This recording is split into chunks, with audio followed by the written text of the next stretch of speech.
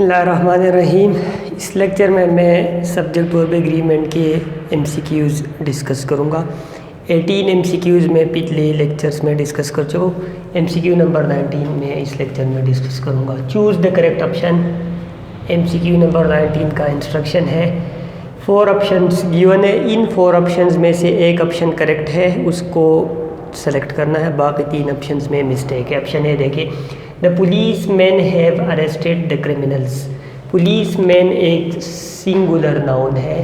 Singular noun मतलब ये एक ही बंदे को, एक ही पुलिस, एक ही पर्सन को रेफर करते हैं, इसके साथ हैव नहीं आ सकता। Option B, the police has arrested the criminals. Police जब अकेले आता है, मैन इसके साथ ना हो, सिर्फ पुलिस, तो ये प्लूरल ट्रीट होगा। ये कुछ नाउन्स हैं जो अपरेंटली सिंगुलर होते हैं लेकिन ट्रीट प्लूरल होते हैं। इसमें से एक है पुलिस, केटल, पीपल। ये नाउन्स अपरेंटली सिंगुलर है लेकिन ये इसके साथ वर्ब प्लूरल यूज़ होगा। अपरेंटली ये सिंगुलर है, apparently singular nouns, apparently singular nouns, लेकिन इनके साथ जो वर्ब यूज़ होगा वो प्लूरल यूज़ होगा, सिंगुलर नहीं होगा। Cattle are, people are, police are, इनके साथ वर्ब्स प्लूरल यूज़ होंगे, सिंगुलर नहीं यूज़ होंगे। अपरेंटली ये सिंगुलर है लेकिन ट्रीट प्लूरल होंगे। इसके कंट्रास्ट में कुछ वर्ड्स ऐसे हैं जो अपरेंटली प्लूरल होते हैं, अपरेंटली प्लूरल नाउन्स। कुछ नाउन्स ऐसे हैं जो अपरेंटली प्लूरल्स होते हैं लेकिन उनके साथ वर्ब सिंगुलर यूज़ होगा, प्लूरल नहीं यूज़ होगा। उसके साथ वर्ब सिंगुलर यूज़ होगा, प्लूरल नहीं यूज़ होगा। और वो नाउन्स है जिसमें country names, for example United States, Maldives, Philippines, या disease name measles, AIDS, movies name 3 Idiots, books name Gulliver's Travels, या कुछ जनरल वर्ड्स जिस तरह इनिंग्स, न्यूज़। और इसी तरह वो नाउन्स या वो वर्ड्स जो किसी स्पोर्ट्स का नाम हो, फॉर एग्जांपल टेनिस, या किसी सब्जेक्ट का नाम हो, लिंग्विस्टिक्स, मैथमेटिक्स।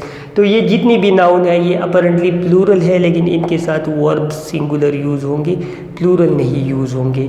और एक ये है जहाँ पर अपरेंटली ये प्लूरल नहीं है, सिंगुलर है, लेकिन वर्ब इनके साथ प्लूरल यूज़ होंगे।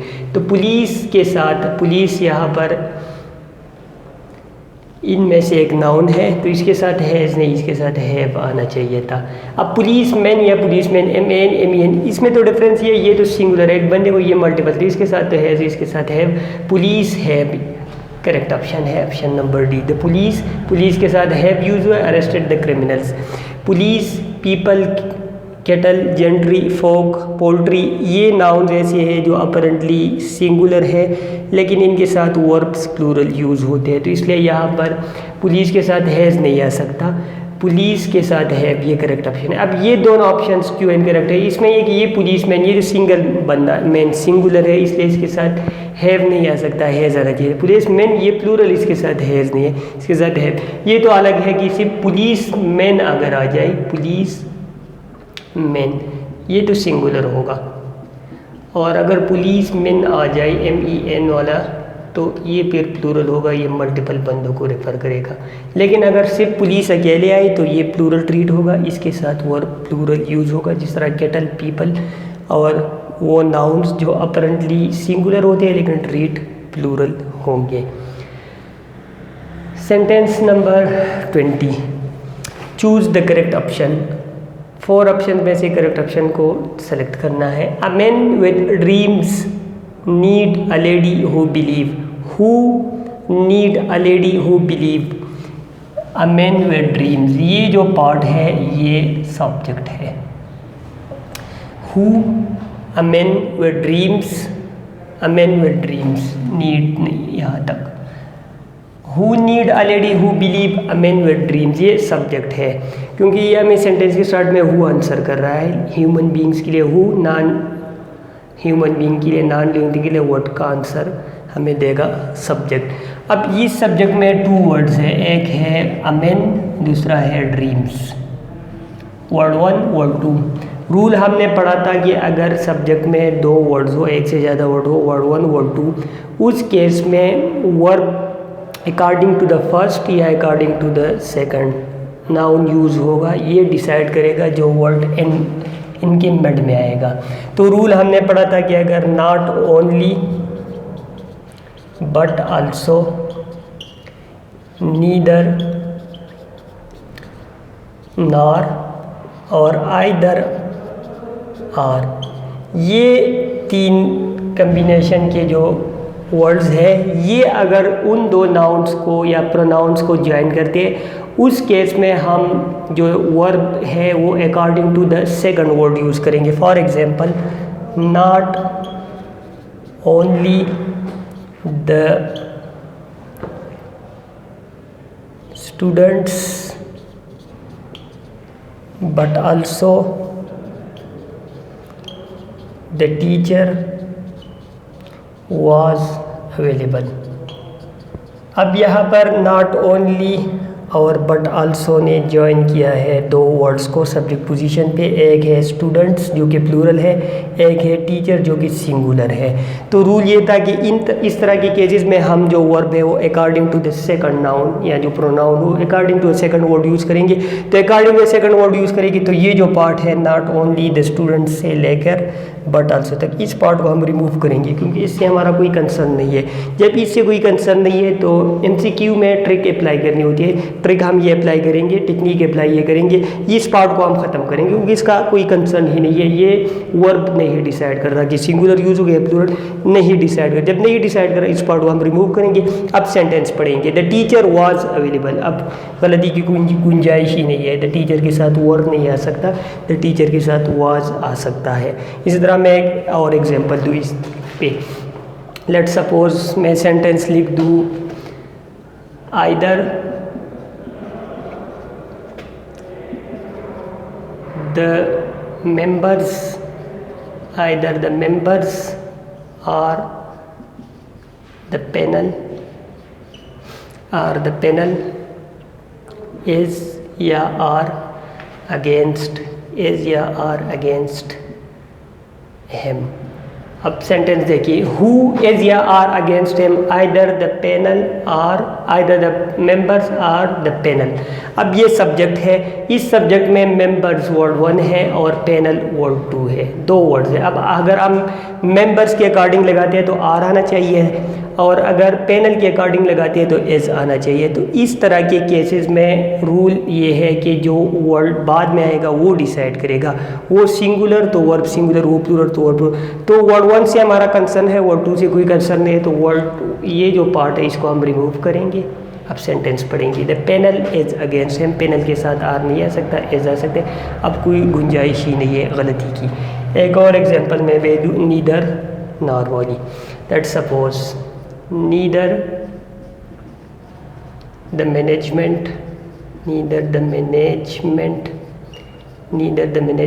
nor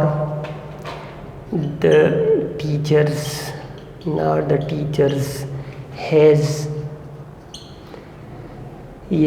have given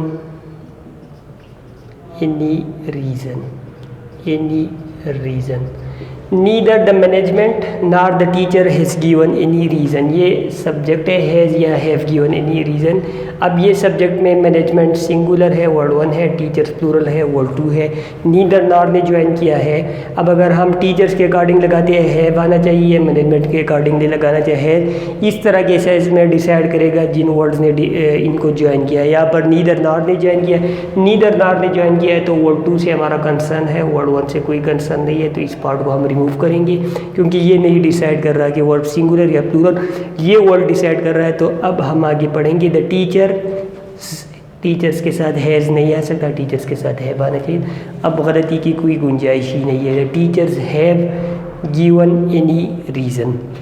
तो यहाँ पर अब ये रूल अप्लाई करें। ये तो वो केसेस है जहाँ पर हम वर्ड 2 के अकॉर्डिंगली वर्ब लगाते हैं, लेकिन इनके अलावा अगर कोई वर्ड हो जिसने ज्वाइन किया हो दो सब्जेक्ट वर्ड्स को, उस केसेस में हम जो वर्ब है वो according to the first word लगाएंगे, अकॉर्डिंग टू द सेकंड नहीं लगाएंगे। अगर इन तीन के अलावा कोई और वर्ड हो, ये तीन हो, तो उस तरह के केसेस में हम वर्ड टू के अकॉर्डिंगली लगाएंगे। इन तीन के अलावा किसी और वर्ड ने ज्वाइन किया हो तो उस केसेस में हम according to the first word लगाएंगे। ये मैंने एग्जांपल दे दी। यहाँ पर हमने वर्ड टू के अकॉर्डिंगली लगाना था। यहाँ पर द टीचर वर्ड टू है तो इसके अकॉर्डिंगली वाज लगाया, पेन एंड वर्ड टू है इसके अकॉर्डिंगली एज लगाया, और यहाँ पर द टीचर्स वर्ड टू है तो इसके अकॉर्डिंगली हैव लगाया। लेकिन यहाँ पर जो रूल है वो है अ man with dreams need a lady who believe. अब अगर हम ड्रीम्स के अकॉर्डिंगली लगाते हैं तो नीड, और अगर मेन के अकॉर्डिंग मेन के अकॉर्डिंग लगे नीड्स। लेकिन डिसाइड कौन करेगा? डिसाइड करेगा ये जिसने ज्वाइन किया है, इसने ज्वाइन किया है विद ने। तो विद इस लिस्ट में नहीं है, विद का अलग लिस्ट है।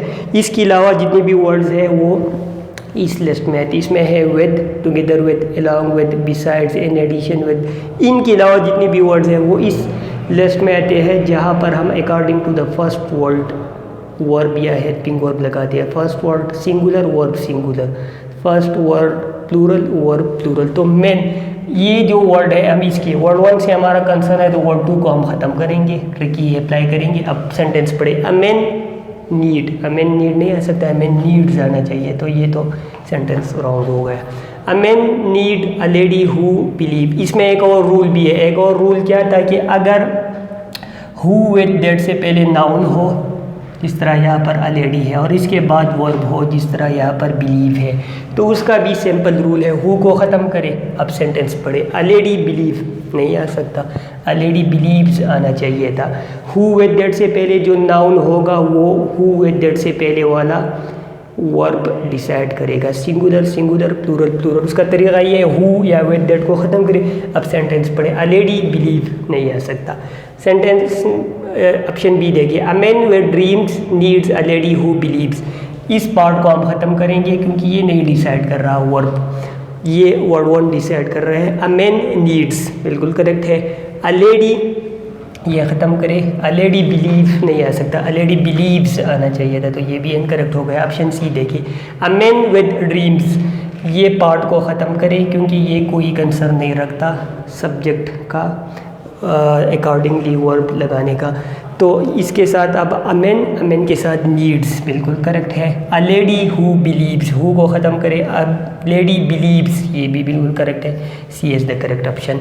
अ man with dreams needs a lady who believes, C इस MCQ का करेक्ट ऑप्शन है। ऑप्शन डी देखिए, a man with dreams needs a lady which believes. A man with dreams ये पार्ट ख़त्म करें, अ मैन के साथ नीड्स यूज़ हुआ है, लेकिन विच हम लेडी के लिए नहीं यूज़ करते, विच हम नॉन लिविंग थिंग के लिए यूज़ हो करते, तो ये इस वजह से इनकरेक्ट हो गया। सी करेक्ट ऑप्शन है।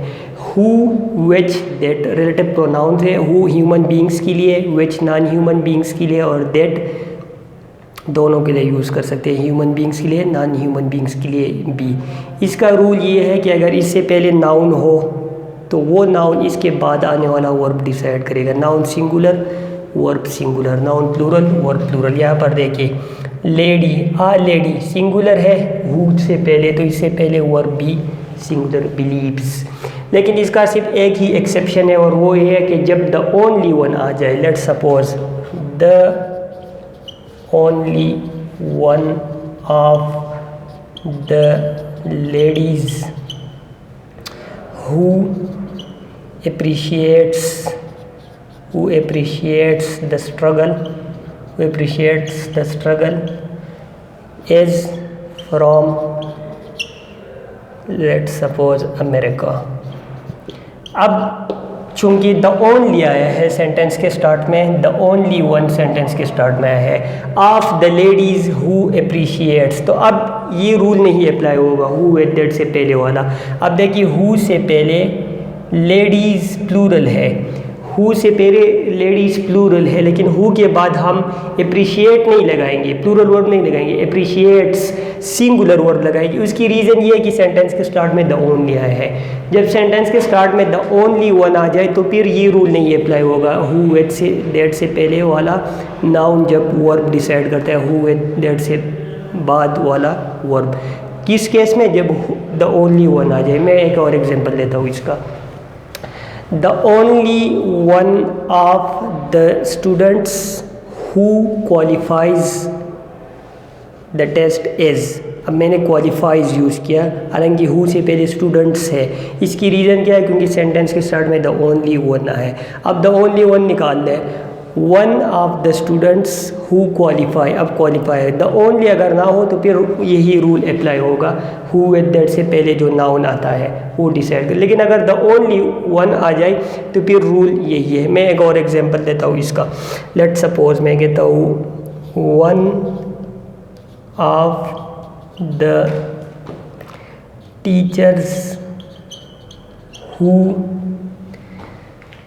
comment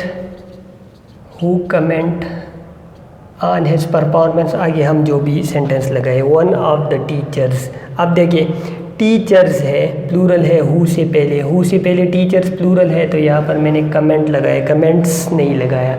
लेकिन अब अगर मैं the only one of the teacher who, तो फिर कमेंट्स आएगा। The only one of